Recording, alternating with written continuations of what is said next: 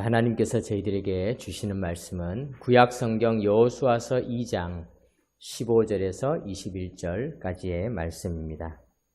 여호수아서 2장은 구약성경 321면에 있습니다.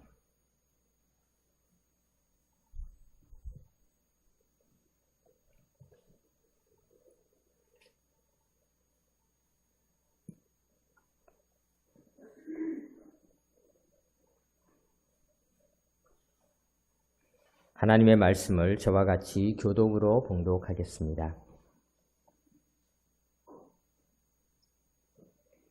라합이 그들을 창문에서 줄로 달아내리니 그의 집이 성벽 위에 있으므로 그가 성벽 위에 거주하였습니다.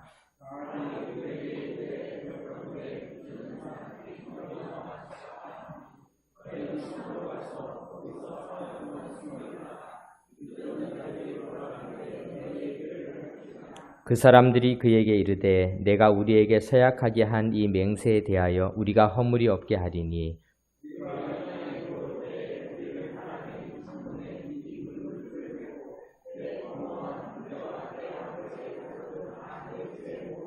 누구든지 내 집 문을 나가서 거리로 가면 그의 피가 그의 머리로 돌아갈 것이요 우리는 허물이 없으리라.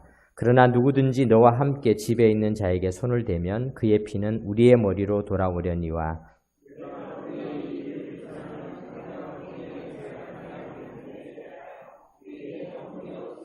다같이 라합이 이르되 너희의 말대로 할 것이라 하고 그들을 보내어 가게 하고 붉은 줄을 창문에 매니라. 아멘. 오늘도 우리 옆에 계신 분들, 앞에 계신 분들과 함께 인사를 나누는데요. 내 옆에 앉아주셔서 감사합니다. 한번 인사드리겠습니다. 네, 감사합니다. 네, 맞습니다. 물론 내 앞에 앉아주셔도 감사하고 앞에 앉아주셔야 목사님 얼굴 살짝 가려주셔야 훨씬 마음 편하게 예배드릴 수 있고 또 뒤에 앉아주셔야 또 내 뒤에 누군가가 있다라는 것이 얼마나 큰 축복이겠습니까? 오늘 또 이제 9월의 첫날 우리가 여호수아서를 계속해서 살펴보고 있는데요. 우리 여호수아서를 처음 살펴보면서 여호수아는 수종자였다라는 것을 우리가 살펴보았죠. 수종자, 모세를 따라다니는 수종자였기 때문에 여호수아는 모세를 통해서 아말렉 전투에서 기도가 얼마나 중요한지를 배울 수가 있었고 또 금송아지를 만드는 백성들 앞에서 내 생명을, 내 영혼의 생명을 걸고 이스라엘 백성들을 품어주려는 그 책임지는 지도자를 우리가 살펴보았고요. 또 해막 속에서 해막을 소중히 여기는 그런 모습을 우리가 수종자를 통해서 배웠던 여호수아에 대해서 살펴보았습니다. 또 우리가 여호수아 1장을 통해서 모세가 죽었지만은 즉 율법의 시대가 끝났지만은 오히려 예수님의 시대가 도래함을 예표적으로 보여주고 있는데 특별히 여호수아의 모습은 눈물 흘리는 이스라엘 백성들을 다 일으켜서 그들 속에 함께 거하시는 예수님의 모습이 담겨 있다라는 것을 우리가 지난 주일에 살펴보았습니다. 오늘은 이제 여호수아 2장을 통해서 여호수아에 등장하는 또 다른 인물인 라합이라고 하는 인물을 중심으로 우리가 한번 생각해 보도록 하겠습니다. 여호수아 2장 1절 우리가 읽지는 않았지만은 우리 본문을 찾아서 같이 2장 1절을 한번 읽어보겠습니다. 같이 읽겠습니다. 눈의 아들 여호수아가 시딤에서 두 사람을 정탐꾼으로 보내며 이르되 가서 그 땅과 여리고를 엿보라 하매 그들이 가서 라합이라 하는 기생의 집에 들어가 거기서 유숙하더니 이렇게 기록하고 있습니다. 여호수아가 이제 정탐꾼을 시딤이라고 하는 곳에서 두 명의 스파이를 즉 여리고 성을 살펴볼 수 있는 정탐꾼 두 명을 보내게 되는 것을 기록하고 있습니다. 참 어떻게 보면 여호수아의 인생이 달라진 것을 볼 수 있었죠. 우리 여호수아는 원래 정탐꾼이었잖아요. 광야에서 이스라엘 백성들을 대표해서 12지파를 대표해서 12명의 정탐꾼 중에 한 명이었던 여호수아였습니다. 자리에 이르렀던 것을 보게 됩니다. 우리의 인생이 그렇습니다. 오늘은 내가 하는 일들을 하면서 심부름하는 자일 수 있지만은 언젠가는 또 내가 심부름을 잘 시켜야 되는 그 자가 될 수도 있는 것입니다. 우리가 직장 생활을 하면서 그것을 많이 배우지 않습니까? 오늘은 내가 이 일을 하고 있지만은 내일은 내가 이 일을 시켜야 되는 자리에 오르게 될 수 있는데 그때는 내가 어떻게 해야 될까? 즉 우리가 일을 하면서 내가 맡은 일이 작고 하찮은 일로 보이지만은 그러나 우리가 그 일을 통해서 배우는 것이죠. 만약에 내가 이 일을 시키는 자라면은 어떻게 시켜야지 내가 받은 상처를 받지도 않게 하고 일이 더 효율적으로 하게도 하고 또 모임이나 조직이 또 잘 굴러갈 수 있게 할 수 있을까? 그거를 잘 배운다면은 지금은 비록 우리가 작은 일을 하고 있지만은 하나님께서는 또 그를 들어서 사용하셔서 더 큰 일을 감당하게 하여 주시는 것입니다.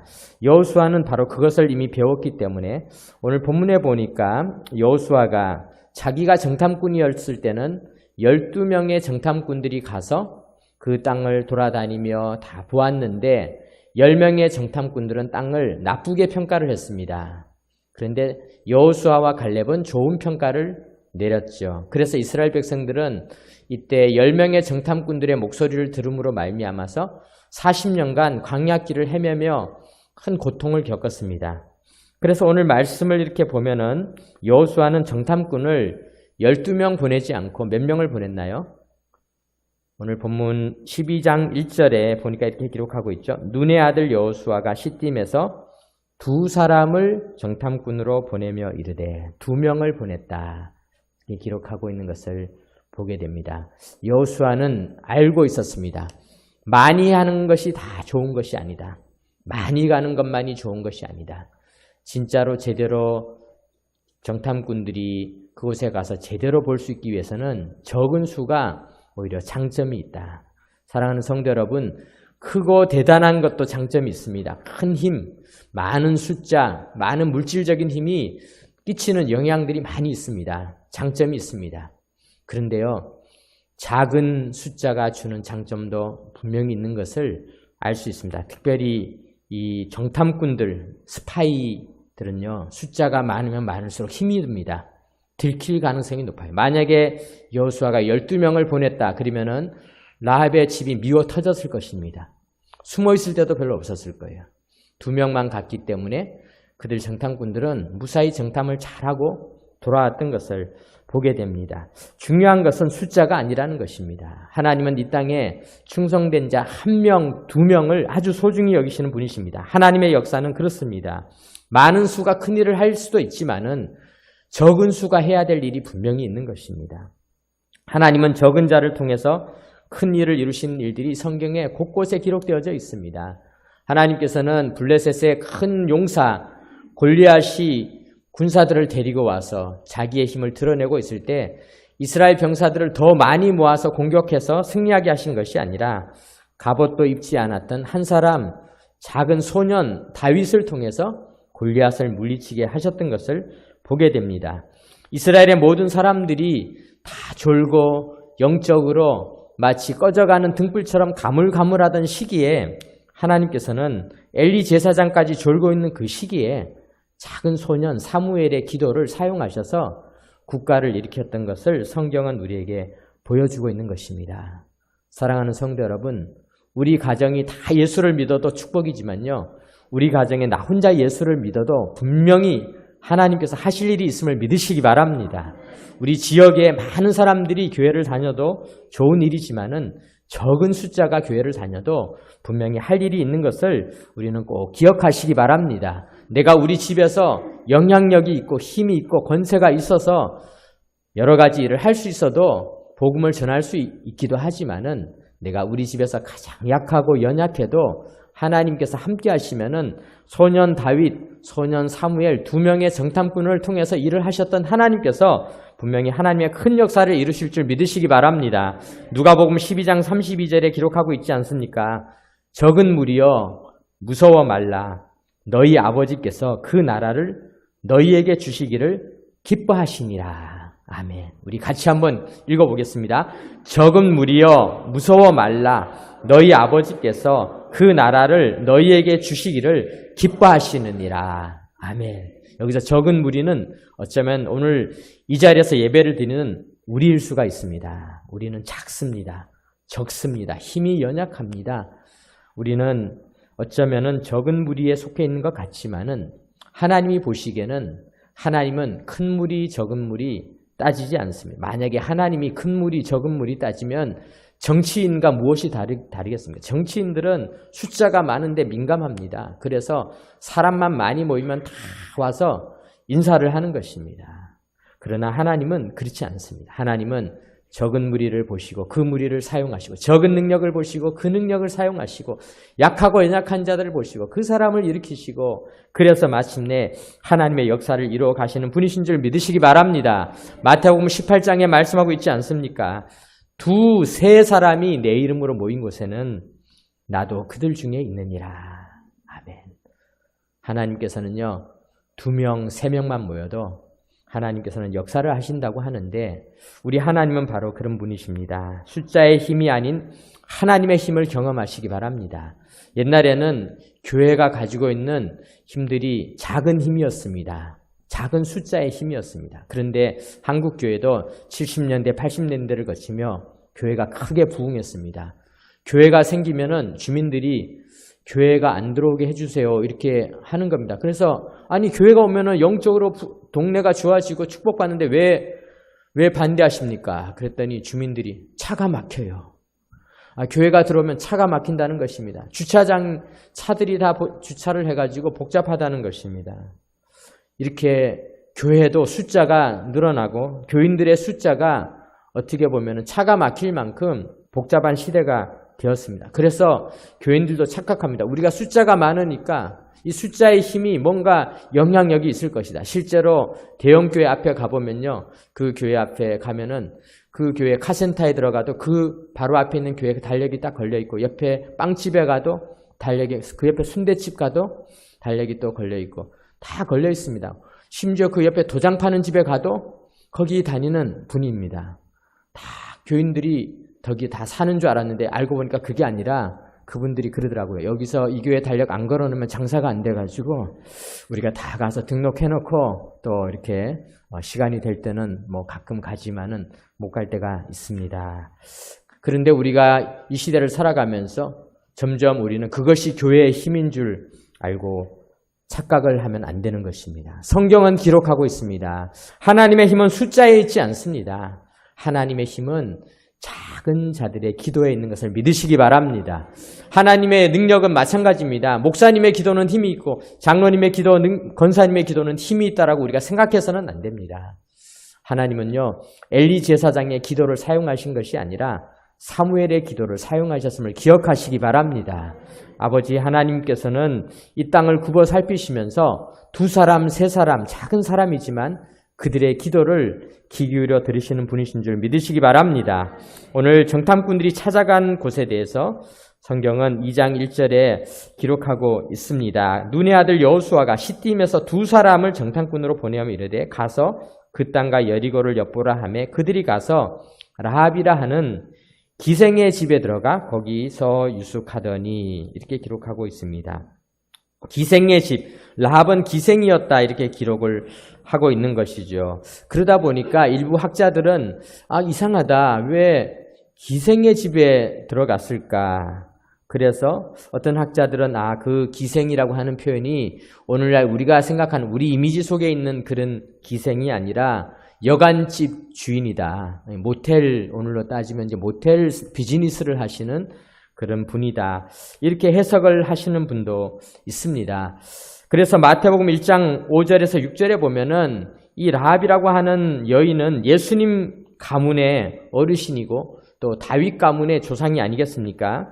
살몬은 라합에게서 보아스를 낳고 보아스는 루스에게서 오벳을 낳고 오벳은 이새를 낳고 이새는 다윗 왕을 낳으니라 이렇게 기록되어져 있기 때문에 이 라합이라고 하는 사람은 우리가 잘 아는 루스의 남편이 된 보아스의 아내가 되었기 때문에 보아스의 어머니가 되었기 때문에 즉 살몬의 아내가 되었기 때문에 다윗 왕가에서 굉장히 중요한 자리에 있는데 어떻게 그분이 기생 출신일 수가 있을까? 아마 이런 생각 때문에 학자들 중에 일부 오해하는 학자들은 기생이 아니라 여간집 주인이다 이렇게 해석을 하기도 하였습니다. 그러나 히브리어 성경에 나와 있는 이 기생이라는 단어, 자나라는 이 단어는 창세기 다른 곳에 가보면은 이렇게 기록되어 있습니다. 창세기에 세겜에서 야곱의 12아들 중에 시므온과 레위가 그 자기의 여동생 디나가 세겜에서 그만 성폭행을 당하는 사건이 일어났지 않았습니까? 그래서 시므온과 레위가 그곳 사람들을 속여서 그 남자들을 다 죽였던 사건이 일어났는데 나중에 그들이 책망을 받자 그들이 이렇게 이야기합니다. 그들이 이르되 그가 우리 누이를 창녀같이 대우함이 옳으니까. 여기서 이야기하는 창녀라는 이 단어가 똑같은 단어, 자나라는 단어, 라합을 칭했던 기생이라는 단어와 똑같은 단어를 사용하고 있습니다. 뿐만 아니라 야곱의 12아들 중에 유다라고 하는 이 아들은 나중에 자기 며느리 다말을 범하는 일이 일어나게 되는데 그때에도 창세기 38장 15절에 보니까 그가 얼굴을 가리었으므로 유다가 그를 보고 창녀로 여겨 이렇게 이야기할 때도 마찬가지로 이 단어가 자나라는 히브리어 단어를 사용하고 있는 것을 보게 됩니다. 그러면 어떻게 보면은 성경에서는 훨씬 더 원색적인 단어였는데 오히려 기생이라고 하는 단어는 조금 오히려 더 순화한 단어가 아닐까 우리가 이렇게 생각해 볼 수 있습니다. 그런데 우리가 이것을 하나님께서는 기생을 통해서 역사를 이루셨다라는 것을 우리가 부정적으로 볼 것이 아니라 그 속에서 우리는 은혜를 발견해야 되는 것입니다. 하나님은 기생조차도 다시 사용하신다. 하나님은 창녀로 불렸던 여인조차도 다시 불러일으키셔서 다윗의 가문의 어르신이요 또 예수님 가문의 어르신으로 만들어주신다. 조상으로 만들어주신다. 그것이 하나님의 은혜인 것입니다. 사랑하는 성도 여러분, 우리 하나님은 그런 분이십니다. 우리가 얼마나 나쁘고 약하고 정말로 떨어질 수 없는 나쁜 곳에 떨어져 있다 할지라도 내가 인생을 살아가면서 수많은 잘못들을 저지를 수가 있습니다. 저도 목회를 하면서 신방을 가다 보면요, 이 남편과 아내 사이에 정말 갈등을 많이 겪는 집들을 이렇게 보게 됩니다. 보면요, 다 보면은 작은 실수들, 젊었을 때 했던 실수들, 큰 실수들, 작은 실수들이 서로의 관계를 다 끊어놓고 고통스럽게 만들고 있습니다. 또 어떤 분들은 아내의 주장으로 남편의 주장으로 이사 한번 잘못했다고 그거를 평생 한이 돼서 저분 때문에 우리가 분당으로 이사 가려고 했는데 그렇게 반대해가지고 내가 여기 와가지고 우리가 지금 이렇게 집값도 안 오르고 뭐 이러면서 평생을 원망하고 살아가는 것을 보게 됩니다. 사랑하는 성도 여러분, 사람들은 다 그런 존재들입니다. 사람들은 우리의 잘못 하나를 잊어버리지 못하는 것입니다. 그것을 자기 신발 속에 모래처럼 집어넣고는 매일 그 고통을 스스로 느끼면서 살아가는 연약한 존재들입니다. 그런데 하나님은 우리를 그렇게 보지 않으십니다. 하나님은 우리가 지었던 수많은 죄들을 하나님께서는 그것을 다 셀 수 있는 분이세요. 머리카락까지 다 세니까 다 아시는 분이세요. 그럼에도 불구하고 하나님은 기생 라합이라고 하는 여인, 어떻게 보면은 한 번 죄를 짓고 실수한 것이 아니라 그게 직업이에요. 직업. 창녀가 직업인 여인, 그 여인조차 하나님의 역사를 위해서 사용하신다는 것입니다. 오늘 우리 하나님의 은혜는 바로 우리에게 그렇게 임함을 믿으시기 바랍니다. 예레미야 23장 23절에 말씀하십니다. 여호와의 말씀이니라. 나는 가까운 데 있는 하나님이요 먼 데 있는 하나님은 아니냐. 사람들은 생각합니다. 목사님은 저 십자가 가까운데 강대상에 하나님과 가까이 계시지만 우리는 저 멀리 있습니다. 그런데 그렇지 않습니다. 하나님은요, 하나님이 멀리 있는 사람은 아무도 없습니다. 우리가 멀리 사는 거지 하나님은 우리 가까이에 있음을 믿으시기 바랍니다. 내가 신앙생활을 어떻게 했든, 내가 그동안에 신앙생활을 얼마나 게을리했든, 내가 교회를 얼마나 멀리 떠났든, 탕자가 아버지 곁을 다 떠난 것 같아서 멀리 간 것 같았지만은 아버지의 육신은 멀리 있었지만 아버지의 마음은 내 곁에 있는 것처럼 우리 하나님은 영이시기 때문에 육신이 아니세요. 그래서 우리 하나님은 우리 가장 가까운 곳에 계십니다. 나는 가까운 데 있는 하나님이요 먼 데 있는 하나님은 아니냐? 하나님이 반문하시는 것입니다. 무슨 소리 하냐?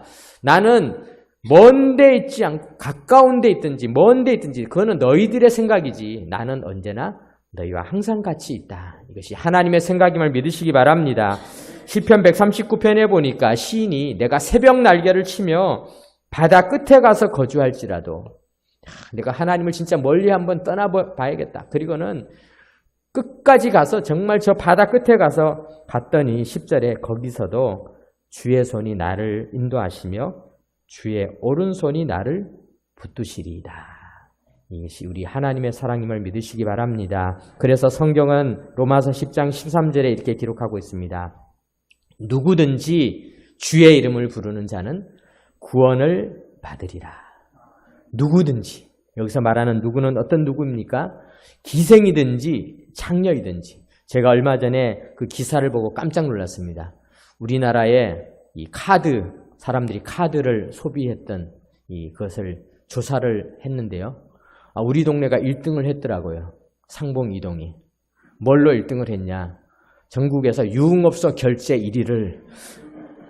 깜짝 놀랐어요. 아니 우리 동네가 그렇게 대단한 동네였나? 편의점은 용산이 1등을 했는데 유흥업소 결제는 상봉 이동이 1등을 했다. 와, 제가 듣고 깜짝 놀랐습니다. 아니 우리 동네가 1등을 할 날도 있긴 있구나. 그런데 별로 좋은 게 아니어서 좀 마음이 아프지만요. 근데 생각합니다. 우리 하나님은 우리 상봉 이동에도 구석구석에 다 계시는 줄 믿으시기 바랍니다. 우리 상봉 이동에 정말 어떻게 보면은 하나님과 거리가 먼 것처럼 보이는 곳에도 우리 하나님은 다 계시다라는 것이 그래서 누구든지 주의 이름을 부르는 자는 구원을 받으리라 성경은 기록하고 있는 것입니다. 우리는 죄의 크기를 따집니다. 죄가 크냐 적으냐 이 죄가 얼마나 아주 나쁜 죄냐 이 죄가 신문에 날 만큼 심각한 죄냐 그런 걸 따지지만요. 우리 하나님 앞에는 그것이 중요하지 않습니다. 하나님은 죄의 크기도 중요하지 않고요. 죄가 오래된 죄냐 최근의 죄냐 죄가 얼마나 숙성됐냐 그런 것도 중요하지 않습니다. 우리 하나님은요. 우리가 주의 이름을 부르는 누구든지 주의 이름을 부르는 우리의 입술로 주님 앞에 우리의 죄를 고백하고 주님의 이름을 부르느냐 그게 중요하다는 것입니다. 오늘 이 라합의 집에 하나님께서 함께 하셨다는 증거는 라합의 입의 고백을 우리가 들어보면 알 수가 있습니다. 11절 말씀 한번 우리가 살펴보도록 하겠습니다. 여호수아 2장 11절 이렇게 기록하고 있습니다. 우리가 듣자 곧 마음이 녹았고 너희로 말미암아 사람이 정신을 잃었나니 너희의 하나님 여호와는 위로는 하늘에서도 아래로는 땅에서도 하나님이시니라. 아멘. 놀랍지 않습니까? 이 고백이 누구의 입에서 나왔습니까? 기생 입에서, 창녀 입에서, 라합 입에서 나왔다는 것입니다. 그러므로 우리를 판단하시는 하나님은 우리의 죄와 우리의 모든 것들을 통해서 판단하시지 않습니다. 하나님은 우리의 고백을 통하여 판단하시는 분이신 줄 믿으시기 바랍니다. 누구든지 주의 이름을 부르는 자는 구원을 얻으리라. 지금 내가 고백하는 그 고백이 나를 결정하는 것입니다. 그것이 기독교에 하나님께서 우리를 바라보시는 것입니다. 하나님은 우리의 이력서를 보지 않습니다. 이력서, 몇 년 몇 월 세례 받았음, 몇 년 몇 월 집사 되었음, 몇 년 몇 월 장로님 되었음, 몇 년 몇 월 또 목사 되었음, 몇 년 몇 월 교회를 위해서 어떤 일을 했음. 하나님은 그런 이력서를 보시는 것이 아니라 지금 내 입술을 통해서 나오는 고백을 들으시는 분이십니다. 그래서 우리가 지금이라도 내 입술로 우리 하나님이 어떤 분이신지 고백하면은요, 하나님은 그 고백을 너무 기뻐하시고 우리 인생을 사용하시는 분이신 줄 믿으시기 바랍니다. 여호와는 위로는 하늘에서 아래로는 땅에서도 하나님이시라. 이 라합이 살았던 곳은 성벽이라고 오늘 본문 15절에 기록하고 있습니다. 본문 15절에 보니까 라합이 그들을 창문에서 줄로 달아내리니 그의 집이 성벽 위에 있으므로 그가 성벽 위에 거주하였습니다. 라합은 어떻게 보면은 경계선에 살고 있었어요. 여리고의 그 성벽의 위에서 경계선에 살고 있었어요. 그래서 여리고 왕이 라합에게 너희 집에 들어간 스파이를 끌어내라라고 이야기를 했습니다. 근데 라합은 하나님에게 고백을 했어요. 사랑하는 성도 여러분, 우리는 사실은 이중의 시민권을 가지고 있습니다. 우리는 이 땅에서 대한민국 서울시에 또는 죄송합니다. 서울시 아니고 멀리서 오신 분은 하여간 경기도에서 우리 경기도에서 오신 분들 몇 분 계시네요. 또 미국에서 오신 분도 계셔서 죄송하지만 하여간 어쨌거나 우리가 가지고 있는 그 시민권이 있다면은 하늘나라의 시민권을 우리가 가지고 있는 것입니다. 라합은 지금 그 성벽에서 그 경계선에 서 있는 것입니다. 그런데 우리 인생은 어떻게 보면 늘 경계선에 살아가고 있어요. 내가 예수를 잘 믿는다 못 믿는다는 다른 걸로 구별되는 것이 아닙니다. 내가 이 경계선에서 어느 쪽의 명령을 듣는 것인가, 누구의 명령을 들을 것인가, 그것이 내 시민권을 결정하는 기준이 되는 것입니다. 라합은 여리고 왕의 명령과 하나님의 명령 중에서 선택을 했던 것입니다. 그리고 라합은 그들을 구해 주었던 것입니다. 사랑하는 성도 여러분, 이 땅에서 우리는 우리 하늘나라의 시민권을 선택하시기 바랍니다. 우리는 경계선에 서 있습니다. 빌립보서 3장 20절에 사도 바울도 그런 경계선에 서 있었습니다. 그러나 우리의 시민권은 하늘에 있는지라 거기로부터 구원하는 자 곧 주 예수 그리스도를 기다리노니. 사도 바울이 말했죠. 우리의 시민권은 하늘에 있다. 사도 바울이 그 시민권을 선택하자 하늘나라에서 사도 바울을 책임져 주시는 것입니다. 우리를 책임져 주시는 하나님은 우리가 그 어느 시민권을 선택하느냐에 따라서 우리를 책임져 주시는 분이심을 믿으시기 바랍니다. 사랑하는 성도 여러분, 지금은 우리가 용기를 내야 할 때입니다. 열왕기상 18장 21절에 엘리야가 백성들에게 말했습니다. 엘리야가 모든 백성에게 가까이 나아가 이르되 너희가 어느 때까지 둘 사이에 머뭇하려느냐. 여호와가 만일 하나님이면 그를 따르고 바알이 만일 하나님이면 그를 따를지니라 하니 백성이 말 한마디도 대답하지 아니하는지라. 누가 하나님인지 지금 내 입술로 고백을 하면, 누가 나를 도와줄 분인지 지금 내 입술로 고백하면은 우리가 머뭇머뭇하지 않고 이 앞으로의 내 생애를 누구에게 맡길 것인가? 내가 벌어놓은 돈, 거기에다 내가 벌어놓은 돈아 나를 지켜달라. 그러면 여러분은 돈의 시민권을 가지고 살아가는 자가 되는 것입니다. 내가 여태까지 살아왔던 내 모든 것들을 의지하고 그곳에 고백하면은 우리는 머뭇머뭇하면서 이걸까 저걸까 해서는 안 된다는 것입니다. 우리의 인생을 책임져 주실 분은 하나님이심을 고백하시기 바랍니다. 라합처럼 하나님은 위로는 하늘에서 하나님이요 아래로 땅에서도 하나님이시다. 이런 고백을 할 때 하나님은 우리를 책임져 주시는 분이심을 믿으시기 바랍니다. 오늘 본문의 이제 마지막 부분만 잠깐 살펴보도록 하겠습니다. 라합은 마침내 그들을 살려주면서 약조를 맺게 되는데요. 그들에게 이 성벽에다가 줄을 달아내립니다. 15절에 보니까 이렇게 기록하고 있죠.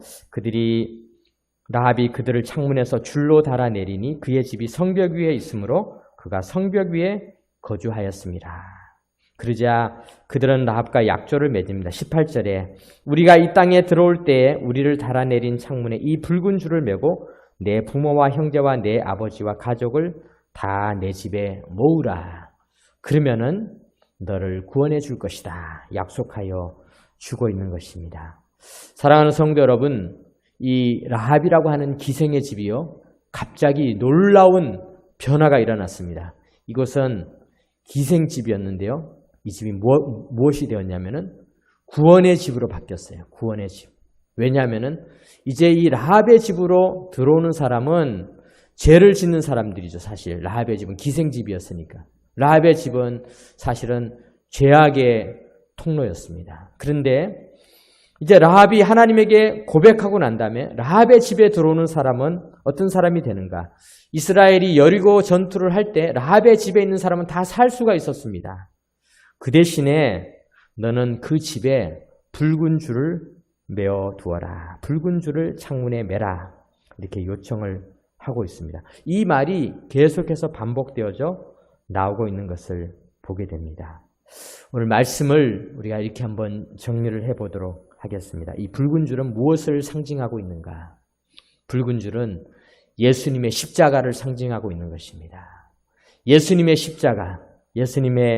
십자가는 우리를 구원해 주시는 붉은 줄을 상징하고 있습니다. 예수님께서는 라합의 집에 붉은 줄이 걸리는 순간 그 집은 구원의 집이 된 것처럼 오늘 우리가 머물고 있는 이곳도 십자가를 통하여서 우리는 이곳이 구원을 받는 집으로 바뀌게 되었다라는 것을 보여주고 있는 것입니다. 우리는 다 구원받았습니다. 우리는 이제 우리의 고백으로 말미암아서 이스라엘 백성이 아니었던 라합은 원래 아모리 여인이라고 합니다. 아모리 사람. 이스라엘이 싫어하고 물리쳐야 되는 족속이었습니다. 다 죽을 수밖에 없는 죄악이 간영했던 여리고 땅에 있는 여인이었습니다. 그러나 그곳 창문에 붉은 줄이 메어지면서 십자가가 그 집에 세워지면서 그는 구원을 받게 되었던 것입니다. 사랑하는 성도 여러분, 오늘 우리 집은 어떤 집입니까? 오늘 우리 집은 어떤 줄이 메어져 있습니까? 오늘 우리의 가정은 어떤 줄이 메어져 있습니까? 우리 성도들의 가정에 다 붉은 줄이 메어지시기를 바랍니다.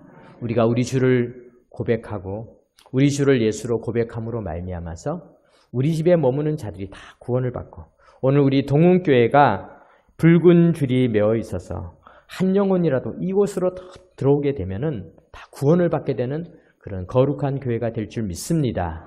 아버지 하나님께서는 사용하십니다. 기생을 통해서 구원자로 바꿔주십니다. 오늘 우리도 하나님께서 그렇게 바꿔주시고 그로 말미암아서 영혼만 구원하는 것이 아니라 이 라합의 후손들이 마침내 이스라엘의 최고의 왕가 다윗 왕가를 이루게 되고 그리고 그 다윗 왕가 후손으로 예수 그리스도가 태어나게 되는 놀라운 역사가 일어나게 되었습니다. 오늘 우리들의 모든 가정들이 이와 같은 축복의 가정이 되시기를 주님의 이름으로 축원합니다. 아멘. 기도드리겠습니다.